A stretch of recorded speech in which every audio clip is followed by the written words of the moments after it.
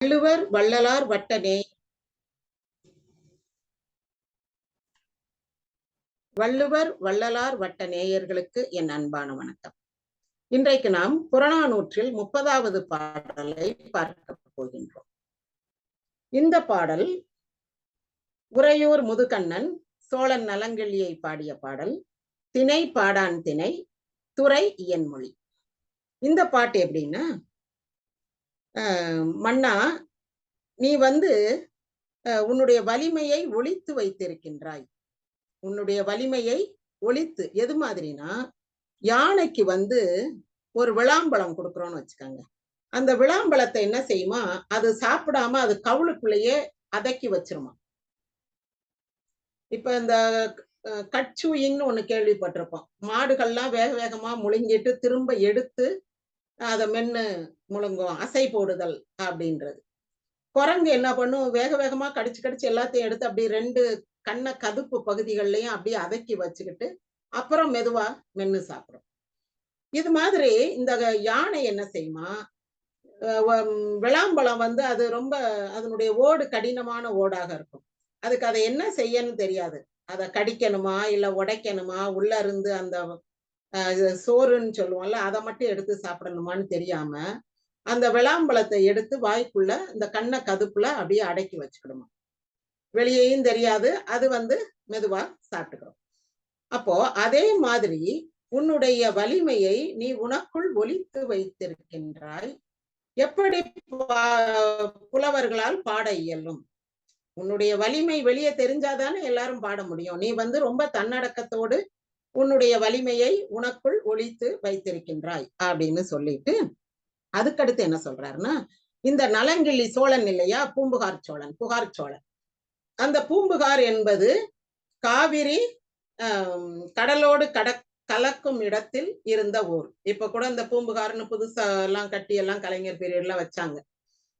அப்போ கடலுக்குள்ள இருந்து கப்பல்கள் என்ன செய்யுமா, ரொம்ப ஆழமான பகுதியில தானே கப்பல் நிற்கும். சரக்கு கப்பல் வர்றது, ஏற்றுமதி இறக்குமதி செய்கின்ற கப்பல்.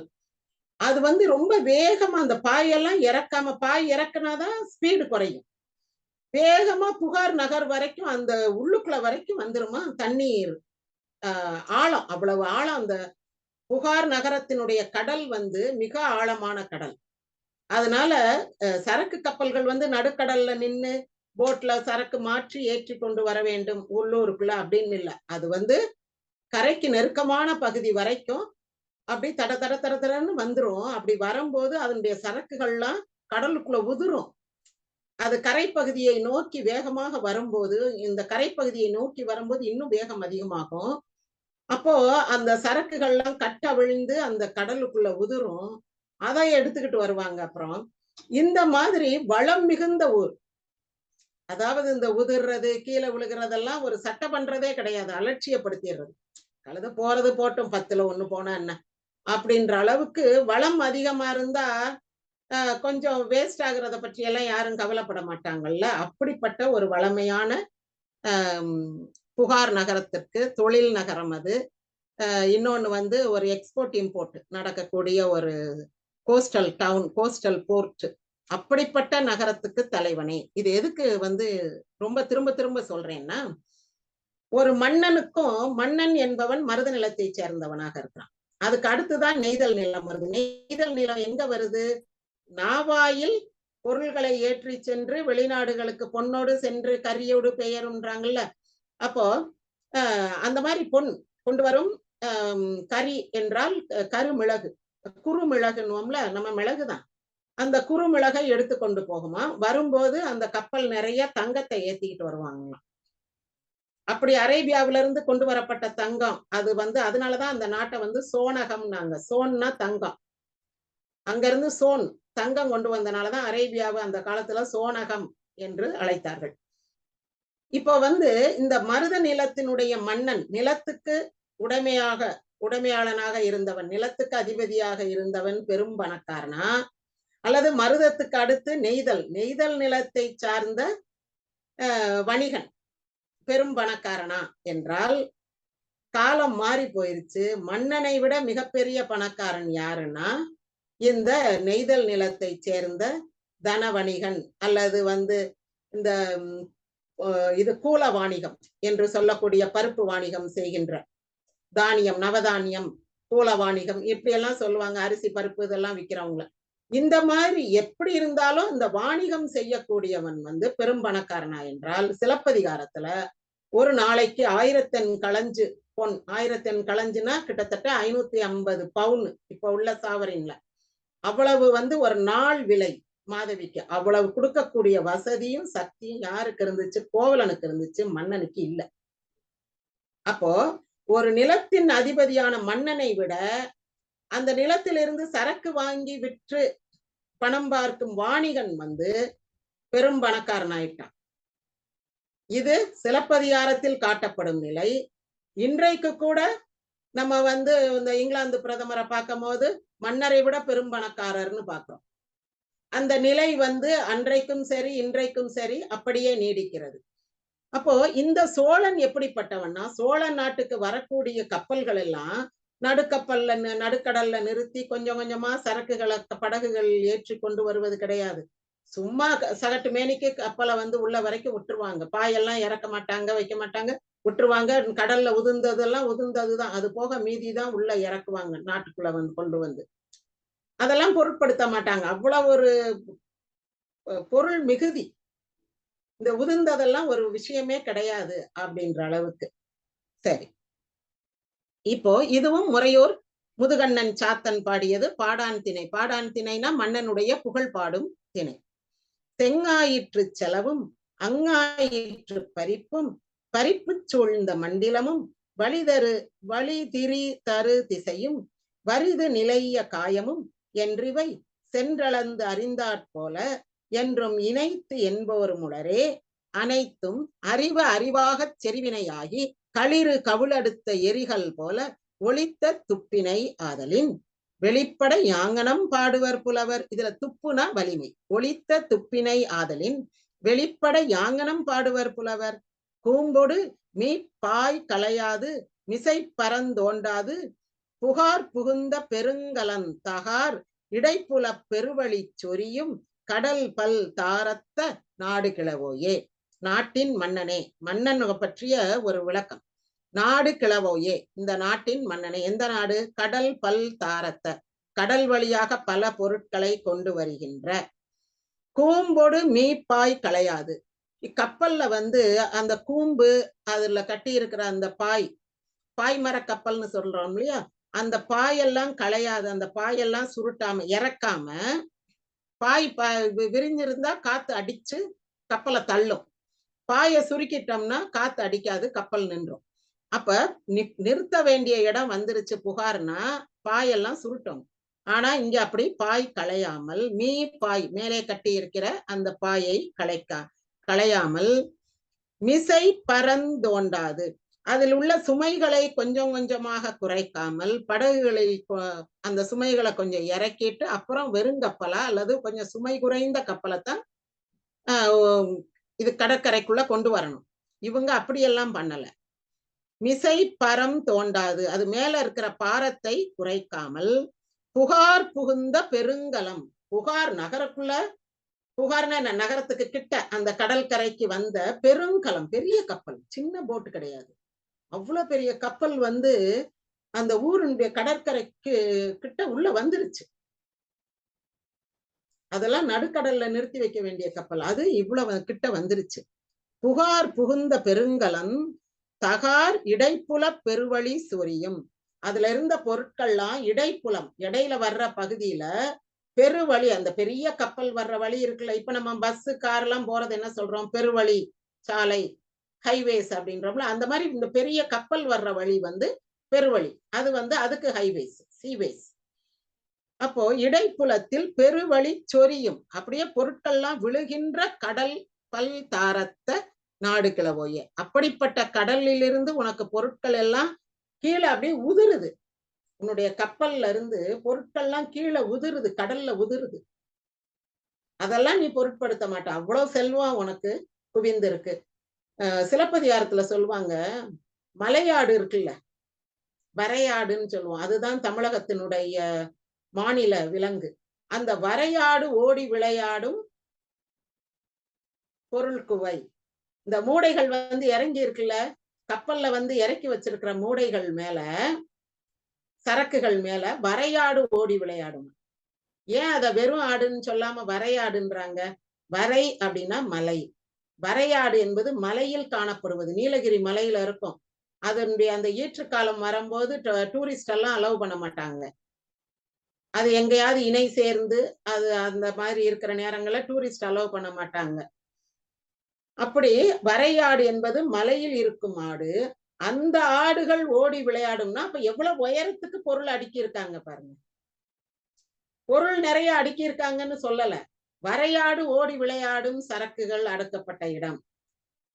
அவ்வளோ பெரிய ஒரு போர்ட், ஒரு சீ போர்ட்டா, ஒரு கோஸ்டல் டவுனா இருந்திருக்கு அந்த காலத்துல பூம்புகார். அப்போ இப்படிப்பட்ட நாட்டுக்கு தலைவனே, நீ உதிர்ந்து விழுகிற பொருளே வந்து கடல் தரும் செல்வம், காடுபடு செல்வம் போல கடல் தரும் திரவியம் உனக்கு. அத வந்து நீ பொருட்படுத்தாம இருக்கிற அளவுக்கு உனக்கு செல்வம் இருக்கு. அப்படிப்பட்ட செல்வ சீமானே அப்படின்ற. அடுத்து செங்காயிற்று செலவம், முதல்ல இருந்து வருவோம்.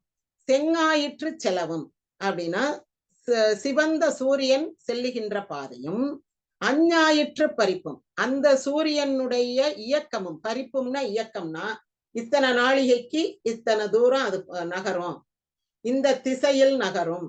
சூரியன் நகராது, நம்ம தான் அதை சுற்றி வர்றோம். இருந்தாலும் நம்ம பார்வைக்கு வரக்கூடியதை வந்து கணிக்கணும்ல. அப்படி கணிச்சுதானே இந்த கோயிலுக்குள்ள வந்து சிவலிங்கத்துல சூரிய ஒளி படுற மாதிரி கட்டடங்க கோயில் கட்டுறாங்க. இந்த 3 நாள் வந்து இப்ப முத்தீஸ்வரர் கோயில்னா பங்குனி மாசம் 3 நாள் வந்து சூரிய ஒளிப்படும் அப்படின்னா அந்த சூரியனுடைய இந்த செங்காயிற்று செலவும் அஞ்ஞாயிற்று பறிப்பும் அதனுடைய இயக்கத்தையும் கணிக்க முடிந்ததுனால இந்த நேரத்துல இந்த இடத்துல சூரிய ஒளி விழும் வருஷம் வருஷம் அப்படின்றத தெரிஞ்சுக்கிட்டு அந்த இடத்துல கர்ப்ப கிரகத்தை வச்சு கோயில் எழுப்புறாங்க. அப்புறம் பறிப்பு சூழ்ந்த மண்டலமும், அந்த சூரிய ஒளி சூழ்ந்திருக்கும் பூமண்டலமும், வழிதரு திசையும், காற்று எல்லா திசையிலும் பரவி இருக்கக்கூடிய காற்றும், வரிது நிலைய ஆகாயமும், இந்த ஆகாயம்ன்றது ஆவண்ணா இல்லாம வந்திருக்குது. வரிது நிலை அப்படின்னா பாக்குறதுக்கு சும்மா இருக்கிற மாதிரி தெரிகிற ஆகாயம். அது என்ன செய்யுது? அது பாவம் அது பாட்டுக்கு இருக்கு. மேகம் அது பாட்டுக்கு போகுது, சூரியன் போகுது, சந்திரன் போகுது. அந்த அதாவது என்னன்னா ஆகாயம்னு ஒண்ணு நமக்கு ஒரு தொடுபொருளாக இல்லை. ஆனாலும் அதுல சில இயக்கங்கள், சில செயல்கள் நடைபெறுகின்றன. வரிது நிலை அது சும்மா இருக்குது. அது எந்தவித மாற்றமும் இல்லாமல் அது பாட்டுக்கு இருக்குது. அதனால வரிது நிலைய ஆகாயமும் என்று இவை அனைத்தும் சென்று அளந்து அறிந்தால் போல. இதுதான் முக்கியமான வரி. அங்க போய் அளந்து தெரிஞ்சுக்கிட்டவங்க மாதிரி இணைத்து என்போரும் உளரே. இப்படித்தான் இணைத்துனா இன்னதுதான் என்று சொல்பவர்கள் இங்க இருக்கிறாங்க. அவங்களத்தான் அந்த காலத்துல அறிவர் அப்படின்னாங்க. இப்ப கூட ஆங்கிலத்துல ஒரு வார்த்தை உண்டு, சியர், SEER, SEER அப்படின்னா நோக்குனர், பார்வையாளர் மாதிரி. இங்க வந்து அறிவர். அறிவர் அப்படின்னா அந்த வானத்துல நடக்கக்கூடிய மாற்றங்கள், நட்சத்திரங்களை பற்றி, சூரியனை பற்றி, சந்திரனை பற்றி, பிற கிரகங்களை பற்றி, மேகம் எப்ப தரலும், மழை எப்ப வரும், வறட்சி எப்ப வரும், அதை பற்றி எல்லாம் அறிந்து பூமியில இருக்கிறத அறிஞ்சுக்கிறதுக்கு நிறைய பேர் இருக்காங்க. விலங்குகள், பறவைகள் இதை பற்றி அறியக்கூடிய அறிவியலார் உண்டு. ஆனால் வானத்தில் நடப்பதை பற்றி அறிந்து கொள்ளக்கூடியவர்கள் தான் அறிவர்னு சொல்லுவோம். குறுந்தொகையில ஒரு தலைவி கேட்பா ஒரு அறிவனை பார்த்து, எப்ப மழை வரும்னு சொல்லு, அப்ப வந்து என்னுடைய தலைவன் வந்துருவார், நீ மழை எப்ப வரும்னு கரெக்டா சொல்லு, சொன்னா உனக்கு ஒரு வீட்டு சாப்பாடு. அப்படின்னா என்ன அர்த்தம்னா அந்த அறிவனுக்கு வந்து வீடு வீடா சாப்பாடு கொடுப்பாங்கன்னு அர்த்தம். உனக்கு ஒரே வீட்டு சாப்பாடு, அது பேரே ஓரில் பிச்சை. ஒரு வீட்டுல சாப்பாடு, அதுவும் சுட சுட சோறு, நெய் பெய்யுது, நிறைய நெய் ஊத்தி. அந்த நெய் எப்படி இருக்கும்னா பசலக்கொடி மாதிரி இருக்குமா. பசலக்கொடி எப்படி சிவப்பா படர்ந்து அதுல வந்து சிவப்பு சிவப்பா அந்த பழம் இருக்குமோ அந்த மாதிரி நெய் ஊத்துன சாப்பாடு. அதோட சேமக்கலத்தில் சுடுநீர். நெய் ஊற்றி சாப்பிட்டா அது வந்து கொழுப்பு சேரும்ல. அப்ப அதுக்கு அடுத்து நம்ம சுடு தண்ணி குடிச்சோம்னா அந்த நெய் வயிற்றுக்குள்ளேயும் உருகி சூடு அப்படியே திரளாம ஹை ப்ரொஃபைல் அந்த என்னமோ ஹை அப்படின்றாங்கல்ல, அந்த உயர் கொழுப்பாக ஆகாம அது கரைஞ்சிரும். அந்த மாதிரி இருக்கிறதுக்கு உனக்கு நான் சாப்பாடும் சுடுதண்ணியும் தர்றேன், நீ எப்ப மழை வரும்னு சொல்லுன்னு அறிவனை பார்த்து கேட்பாள் குறுந்தொகை தலைவி. அது போல வானத்து இயக்கத்தையும் அறிந்து இன்னது இணைத்து என்போர் அனைத்தும் அறிவு அறிவாகச் செறிவினையாகி. இவ்வாறு வானத்துல இருக்கிறத கூட கரெக்டா பார்த்து அளந்து சொல்லக்கூடிய செறிவினை அப்படின்னா நல்ல நுட்பமான செறிவான வளவளன்னு பேசாம சுருக்கமா தெளிவா அழகா சொல்லக்கூடியவங்க இருக்காங்க. ஆனா களிறு கவிழடுத்த எரிகள் போல யானை தன்னுடைய கவிழுக்குள்ள, கவிழ்னா இந்த கண்ணம் கிடையாது, இந்த காது பக்கத்துல இருக்கிற பகுதி, இந்த பொட்டுக்கு கீழே இருக்கக்கூடிய பகுதி தான் கவிழ். அந்த கவிழுக்குள்ள வச்சிருக்கிற எரிகள்னா உருண்ட கல்லு மாதிரி இருக்கக்கூடிய விளாம்பழம். அந்த எரிகள் வாய்க்குள்ள ஒதுக்கி வச்சிருக்கிற எரிகள் போல ஒளித்த துப்பினை உன்னுடைய உன்னுடைய வலிமையை நீ ஒளித்து வைத்திருக்கிறாய். அப்படிப்பட்ட உன்னை வெளிப்பட யாங்கனம் பாடுவர் புலவர். உன்னுடைய வலிமை பற்றி புலவர்கள் தெரியாதனால அதை பற்றி வெளிப்பட பாட முடியல. ஆனா நீ ஒரு மிகப்பெரிய வலிமை வாய்ந்த மன்னன். அதற்கு அடுத்துதான் இந்த கூம்போடு மீப்பாய் களையாது மிசை பறந்து ஒண்டாது புகார் புகுந்த பெருங்கலந்தாகார் இடைப்புல பெருவழி சொரியும் கடல்வல் தாரத்த நாடு கிளவோயே. இப்படிப்பட்ட நீ பெரிய வளம் படைத்த நீ உன்னுடைய வீரத்தை பற்றி வெளியே பலரும் அறியா வண்ணம் ஒளித்து வைத்திருக்கிறாய். அப்படின்னா என்னன்னா நீ ஒரு தம்பட்டம் அடிச்சுக்காதனே, தற்பெருமை பேசாதனே, உன்னுடைய வீரத்தை பற்றி நீ அதிகமாக யாரிடமும் பேசிக்கொண்டதோ அதை பற்றி பெருமை அடித்துக் கொண்டதோ கிடையாது. எனவே பலருக்கு உன்னுடைய வீரத்தை பற்றி தெரியவில்லை. அது யானை வாயில் இருக்கக்கூடிய எரிகள் போல விளாம்பழம் போல ஒளிந்திருக்கிறது. அதனாலதான் வானத்துல இருக்கக்கூடிய நட்சத்திரங்கள் சூரிய சந்திரன் கிரகங்களை கூட நேரா போய் அளந்து பார்த்து சென்று அளந்து அறிந்தாற் போல சொல்லுகின்றவர்களால் கூட உன்னுடைய வலிமையை பற்றி பாட தெரியவில்லை, அவர்களால் சொல்ல முடியவில்லை. காரணம் நீ உன்னுடைய வலிமையை யானை வாய் விளாங்கனி போல ஒளித்து வைத்திருக்கின்றாய். எப்படி ஒரு உவமை, அது போகட்டும். இன்னொன்னு, இதுல 2 அருமையான விஷயங்கள் நமக்கு ஒரு வரலாற்று தகவல்கள், பண்பாட்டு தகவல், நம்முடைய மூதாதையர் மன்னர்கள் எப்படி வாழ்ந்தாங்க, அவங்களுடைய அறிவியல் பின்னணி என்ன, அவங்களுடைய தொழில் அல்லது வணிகம் சார்ந்த ஒரு நிலை என்ன என்பதை அறியக்கூடிய 2 முக்கியமான தகவல்களை கொண்ட பாடல் இது. ஒண்ணு, சென்று அளந்து அறிந்தாற் போல சூரியனை பற்றி காற்று மண்டலம், வளிமண்டலம், ஆகாயம் இவற்றையெல்லாம் சென்று அளந்து அறிந்தாற் போல இணைத்து இன்னது இப்படிப்பட்டது என்று சொல்லக்கூடிய அறிவர்கள் நம்மிடையே உண்டு. அடுத்தது, பெருங்கடல்ல போய் வந்த கப்பல் நடுக்கடலிலிருந்து கரைக்கு வரும்போது மெல்ல அதனுடைய பாரத்தை எல்லாம் இறக்கி மெதுவாக கரைக்கு வர வேண்டும். இல்லை என்றால் கரைக்கு வேகமாக மோதுவது போல வந்தால் அதில் இருக்கக்கூடிய பொருட்கள் எல்லாம் கட்டவிழ்ந்து உதிரும். இது ஒரு தகவல். இந்த 2 தகவலும் முக்கியமான தகவலா? இதை அறிந்து கொண்ட மகிழ்ச்சியோடு இந்த பாடலை நிறைவு செய்வோம். நன்றி, வணக்கம்.